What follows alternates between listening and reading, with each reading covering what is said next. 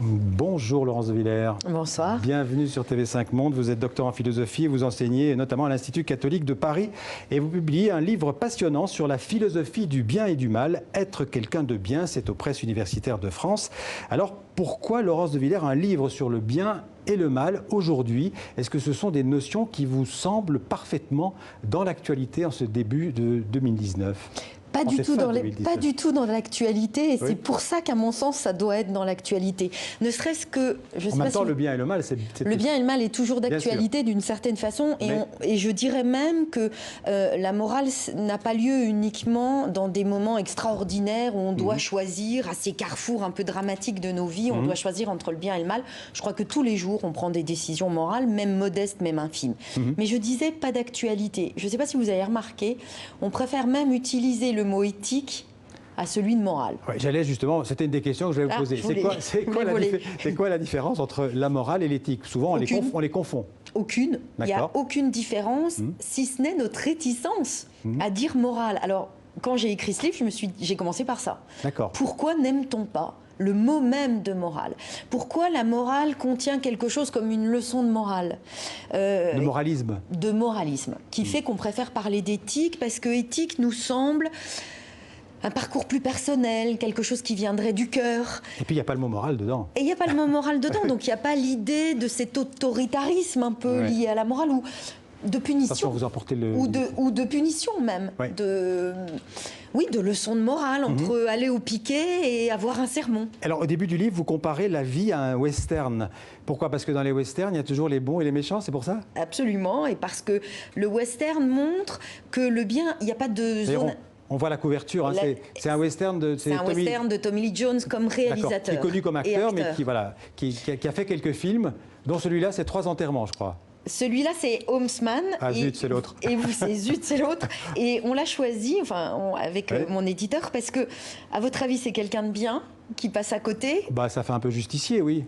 Et voilà, parce que quelqu'un de bien ou quelqu'un de gentil, c'est pas un faible. L'intérêt du western, il est double. C'est que le western montre qu'il n'y a pas de zone intermédiaire. Il y a le bien et le mal, et qui se donnent dans une évidence criante. C'est tout noir ou tout blanc? Pas au sens caricatural, mais au sens où on sait ce qu'il faut faire. Et les 2 secondes qui suivent et où on ne le fait pas, c'est qu'on a fait taire cette voix en nous. Par exemple, dans le bouquin, vous donnez l'exemple de quelqu'un qui perd 50 € devant vous. Vous voyez le billet qui tombe, qu'est-ce que vous faites? Eh bien, on hésite. Et je crois que cette hésitation, j'ai essayé d'aller au plus près de l'expérience morale. C'est quoi l'expérience morale? Eh bien, c'est ce moment où, par exemple, vous faites tomber votre billet de 50 ou de 20 même, et j'hésite. Je l'empoche ou je vous le rends? Alors, peu importe le résultat, d'une certaine façon, la morale se joue déjà dans ces 2 secondes où tout semble suspendu et où tout est suspendu et où je me demande ce que je vais faire. Tout est suspendu, y compris mon histoire, mon caractère. Je ne dis pas que ça n'existe pas, mais j'ai la liberté d'agir de telle sorte que ça soit comme de peu de poids par rapport à ce que je vais dire. Mais c'est dans ce moment d'hésitation que, j'allais dire, la pression morale est la plus forte, parce qu'on sait que le bien, ce serait de la ramasser, de le donner à celui qui l'a perdu. La pression morale, je suis d'accord, mais en même temps la liberté, j'insiste, parce que au moment où j'hésite, où j'empoche ou j'empoche pas, mais au moment où j'hésite, vraiment, tout est suspendu, même les lois de la morale. Parce que être moral, c'est pas obéir à une morale, ça suffit pas. La morale, c'est pas l'obéissance. Donc quelqu'un, pour répondre, pour reposer la question du titre, même s'il n'y a pas de point d'interrogation, mais être quelqu'un de bien, c'est agir moralement, on peut dire ça? Ah oui. Être quelqu'un de bien, c'est faire le bien. C'est faire preuve de bonté, ou un synonyme qui n'a pas bonne presse, la gentillesse. Quelqu'un de bien, c'est quelqu'un de gentil. Oui, parce qu'en général, quand on dit de quelqu'un qu'il est gentil, en général, c'est pas un compliment. Non, en tout cas, on précise, on dit oui, mais là, je suis en train de faire un compliment. Pourquoi? Parce qu'on associe la gentillesse avec la faiblesse. On dit de quelqu'un qu'il est gentil comme s'il n'avait pas la capacité d'être autre chose. Il est gentil parce qu'il ne peut pas être méchant, ou il a peur de l'être, ou il a peur des représailles, ou il est gentil parce qu'il est faible, c'est-à-dire il a la faiblesse d'être gentil. À l'inverse, moi je pense que la gentillesse est une des plus grandes forces qui soit. La bonté est la plus grande puissance qui nous est donnée. La morale, ce sont des lois, des interdits. Souvent, on a tendance à confondre morale et valeur. un mot qu'on entend 50 fois par jour aujourd'hui. Beaucoup trop. Oui.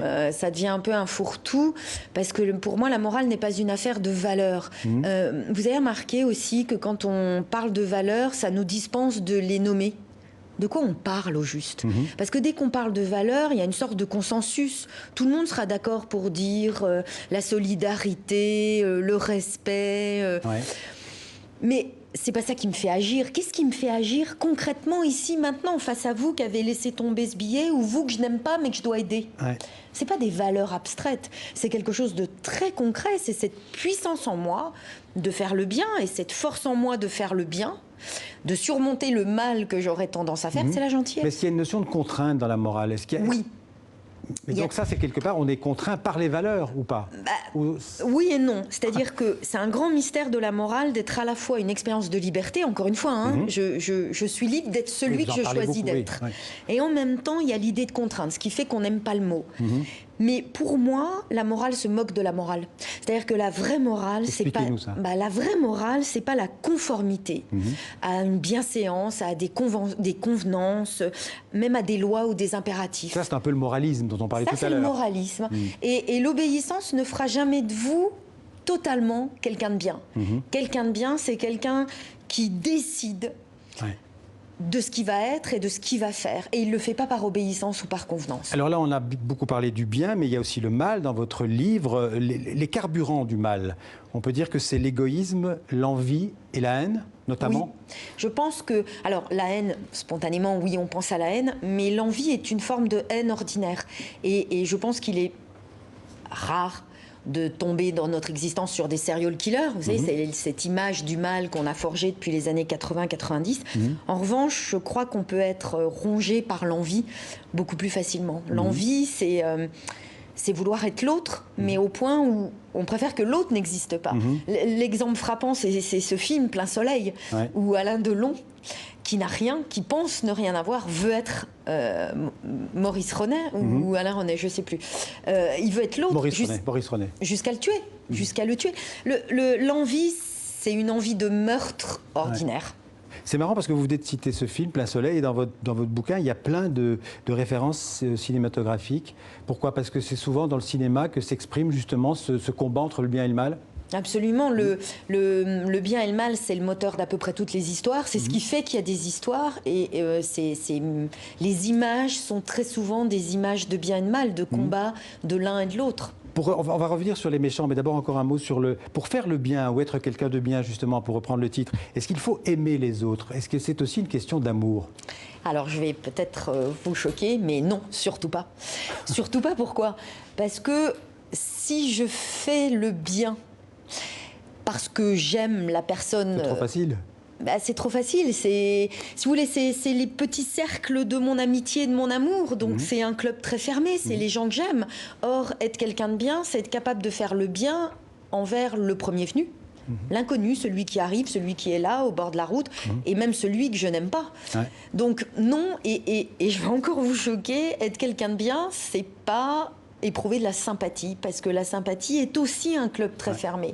La sympathie, on éprouve de la sympathie pour des gens qui nous ressemblent, ou en tout cas qui ne nous dérangent pas. Il faudrait pouvoir éprouver de la sympathie pour des gens qui nous dérangent. Est-ce qu'on peut dire que finalement être quelqu'un de bien, c'est être quelqu'un de libre? Absolument.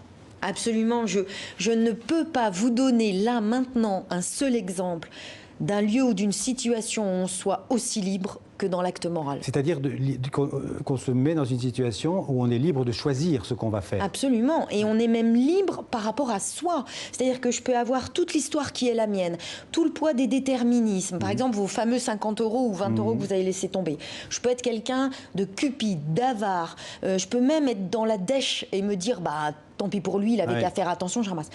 Eh bien, la morale fait que tout ça, et encore une fois, est comme suspendu. Je suis libre à l'égard de moi-même.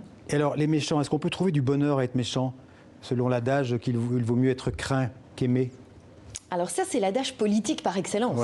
C'est que la politique, selon Machiavel, dit-on, ne doit pas s'encombrer du bien et du mal. Je ne suis pas certaine qu'il y ait un bonheur à être méchant. Il y a un bonheur à être gentil, en tout cas parce qu'on emporte les autres. Il y a comme un souffle, il y a comme une élégance ou un panache qui transporte et emporte. Je ne suis pas sûre que le méchant emporte ou transporte. On a beaucoup parlé cinéma. Dans la vraie vie, on n'est jamais tout bien ou tout mauvais. On n'est jamais tout bon ou tout mauvais. Toujours un peu entre les deux. Dans la vraie vie, comme en philosophie ou dans les westerns, je crois, ce qui est intéressant, c'est que la morale me montre que je suis à la fois responsable, c'est bien moi qui décide, j'ai pas d'excuses normalement, et en même temps, je suis parfaitement innocent. C'est-à-dire qu'au moment où je vais agir, jusqu'à la dernière seconde, rien me prédestine ou me prédétermine. Ce billet, je vais peut-être l'empocher ou je vais peut-être vous le rendre. Je suis à la fois coupable et parfaitement innocent. Si vous deviez nous donner un exemple ou deux de personne de bien, de quelqu'un de bien, vous penseriez à qui? Alors moi j'ai un exemple familial qui est, je ne sais pas si ça vous est arrivé, mais c'est très encombrant d'avoir été élevé, en l'occurrence c'était mon père, d'être élevé par quelqu'un de bien parce qu'on aimerait qu'il hurle avec les loups et il fait tout le contraire. Et quand on est jeune, enfin jusqu'à maintenant, j'ai eu beaucoup de mal à comprendre ce qu'il faisait. Donc ça, c'est un exemple que j'ai eu. Et quand j'écrivais, il y a eu l'exemple du gendarme Beltrame. Du colonel Beltrame, oui, qui s'est sacrifié en fait à la place d'un otage l'année dernière. Oui. Et effectivement, là, alors de façon grandiose, bien sûr, de façon extraordinaire, mais il y a eu l'avènement du bien. Il a montré... Qu'est-ce qu'il a montré ? Il a montré que tout le monde ne peut pas avoir cet héroïsme, mais que c'est possible. Ouais. Et pour moi, le règne de quelqu'un de bien, c'est le règne du possible, pas de l'extraordinaire. Même dans l'extraordinaire, il prouve, parce qu'il n'est qu'un homme finalement, il prouve que peut-être qu'on ne le suivra pas, peut-être qu'on n'en sera pas capable, mais il a montré le chemin, il a montré que c'était possible. Merci Laurence de Villers. Être quelqu'un de bien, philosophie du bien et du mal aux presses universitaires de France. Merci beaucoup. Merci à vous.